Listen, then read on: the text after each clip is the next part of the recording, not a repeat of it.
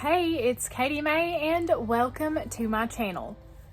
Today I'm going to be talking with you guys about my gardening experience of 2020 with the quarantine and everything going on. I think everybody's picked up a hobby, whether that be playing video games or getting out in the garden, to each their own.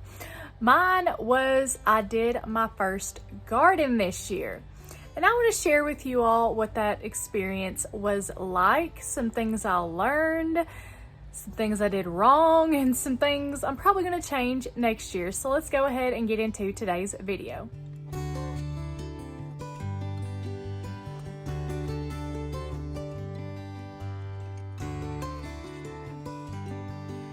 So, what did I plant in my garden? Oh boy, let's go ahead and try to name it all. I planted potatoes. I planted sweet potatoes. I planted blackberries, corn, onions, bell peppers, banana peppers, jalapenos, tomatoes, tomatos, which if you're from not where I'm from, tomatos are the little cherry tomatoes. That's what we call them.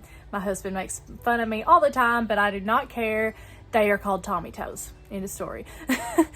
But I also planted green beans, pinto beans, lots of cucumbers, zucchini, squash,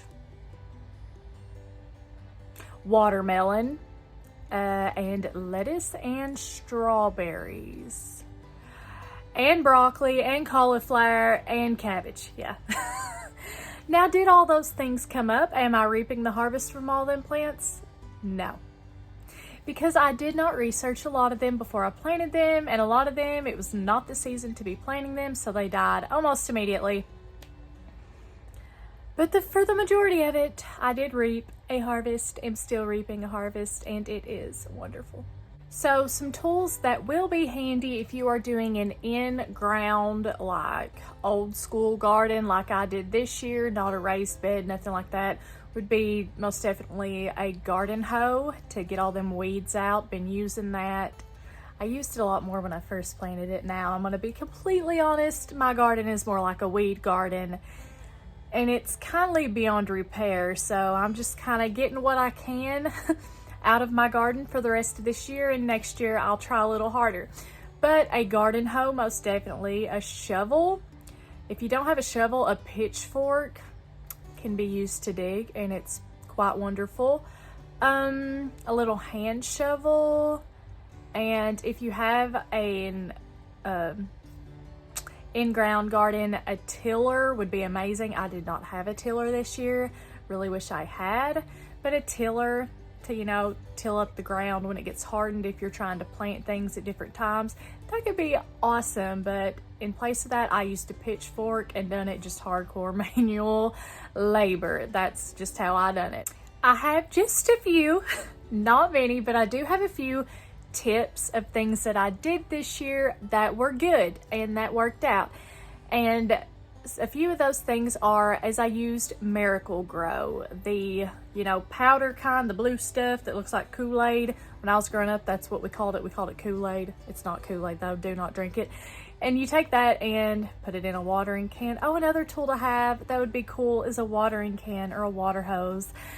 My garden is on the opposite end of my house as my water hose, and let me tell y'all, I've walked a lot of miles trying to water my garden. But anyways, Miracle Grow, to water them when you first plant them, and water them like every 2 weeks with that fertilizer. It's good. I'm not saying it's organic or chemical free. I'm just saying that's what I did. Okay, I'm learning new stuff every day.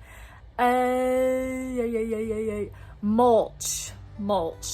Buy a couple bags of mulch and put that mulch around your plants, around the bottom, like as soon as you plant them.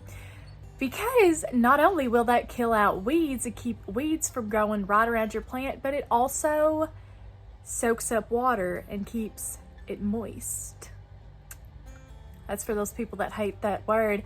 It keeps your plant moist, and it keeps it hydrated for longer periods of time and doesn't dry out. And then my last good tip, which is like if you're a pro gardener, awesome. But if you're not, I'm a novice, okay? I'm a beginner, and this is for people that kind of want to start but don't really know how to start. I'm just here kind of telling you what I done, and hopefully it does some good. But is to have supports for cucumbers, tomatoes, like the cages and stuff.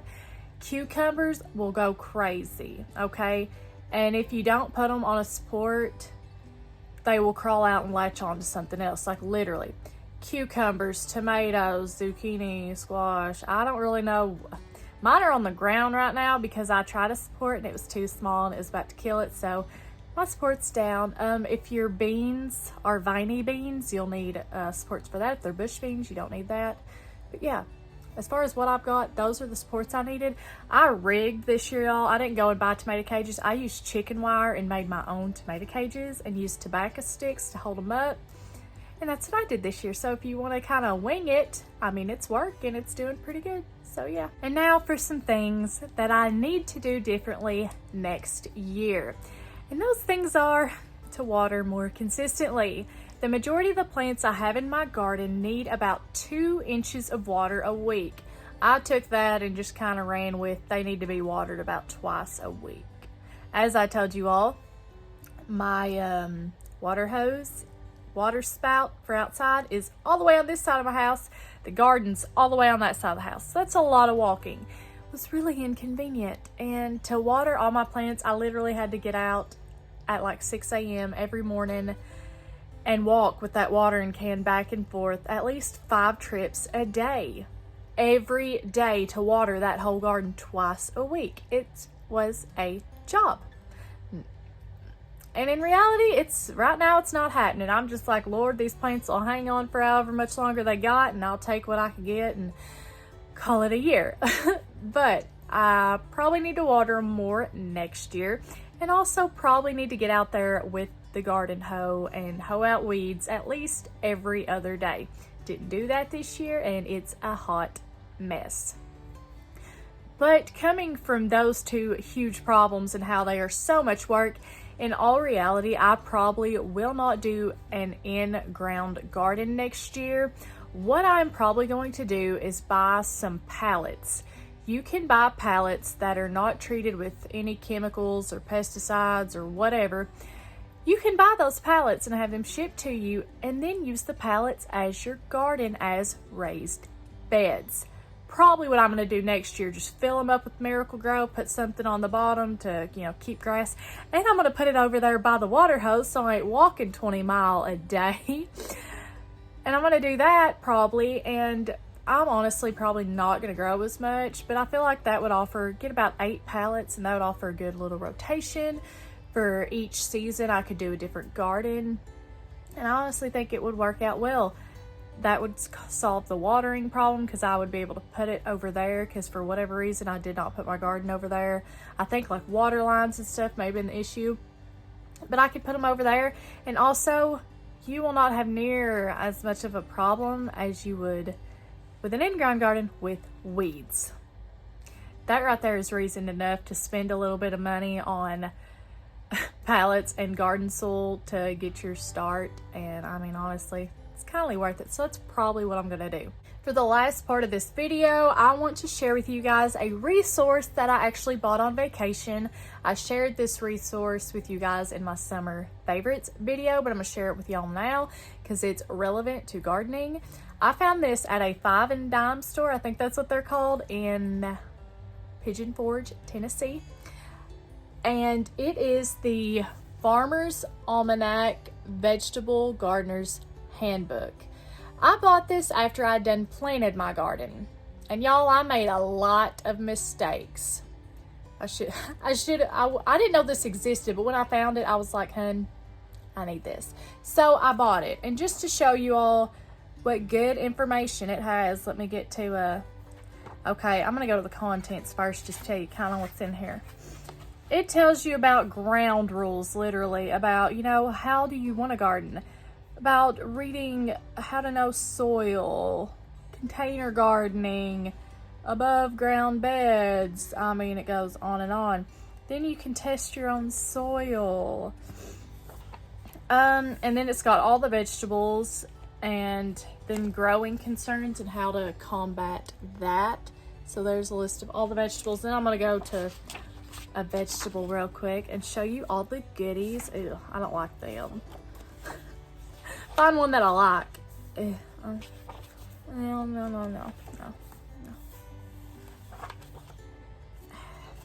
I mean, I want a good vegetable that like almost everybody likes, okay? That'll work. Okay, I've got sticky notes on here. Hold on a minute. Okay, so squash. All right, I'm gonna just show you. It talks about it. I guess a flattering angle. Okay. Talks in general about it. Then over here, you got harvest and storage. Like, okay, that ain't even for squash. Okay, I don't even know what I'm doing. Okay, here we go. Talk about planting, and then about care, disease, and pest. It talks about all this with each plant, and then harvest and storage. And that's it. And then it goes on to the next, which is sweet potatoes. I mean, literally almost every vegetable is in here. There are no fruits. It's just vegetables. So watermelon, I had to, and raspberries, strawberries, I had to do that all online. But literally everything you need to know is in here. It's a wonderful resource. I would highly recommend it to anybody that wants it to help in their gardening journey. Highly recommend. I would show you guys a video / pictures of my garden, but like I told you guys, it's not in the best of conditions. I never claimed to be an expert gardener because I'm not. I just started this year. I've grown up working in a garden, but as far as like doing everything, don't know much about that. But like I said, it's kind of a weed garden right now. There's plants in there still, and they're still producing a lot, but it's in the middle of a bunch of weeds, and it's just not really something I'm proud of. I'm just gonna be real honest with y'all. Not something I want to share. But come back next year and you can like come along with me on my raised bed journey as we try to do that. I will bring you guys right along. I mean, trust me, be there for it because it's happening.